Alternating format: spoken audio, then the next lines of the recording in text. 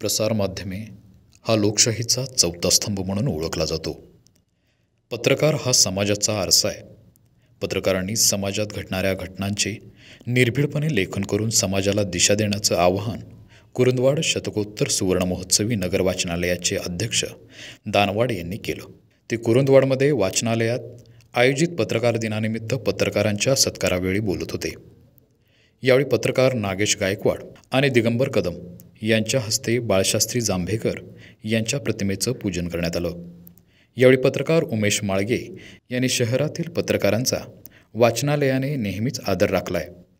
वाचनालयानं वाचन संस्कृती वाढवण्यासाठी सुरू केलेली चळवळ यशस्वी ठरत असल्याचं सांगितलं. आजच्या या धकाधकीच्या आणि स्वातंत्र्यानंतर 75 वर्ष आपली भारतीय राज्यघटना या ठिकाणी अंमलात आली.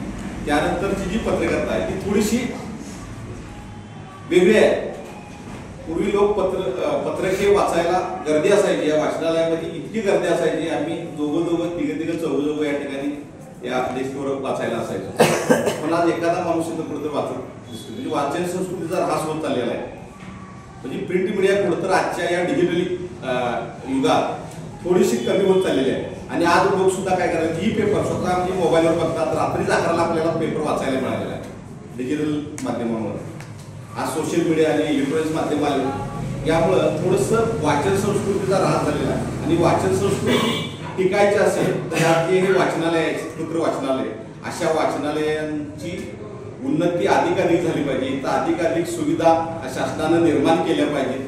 यावेळी शहर पत्रकार संघाचे अध्यक्ष गणपती कोळी, वाचनालयाचे कार्याध्यक्ष प्राचार्य BD सावगावे, लाईव्ह मराठीचे रिपोर्टर कुलदीप कुंभार, संदीप अडसूळ, तुकाराम पोवार, रवी केसरकर, नंदकुमार सुतार आदी उपस्थित होते. लाईव्ह मराठीसाठी कुरुंदवाडहून कुलदीप कुंभार.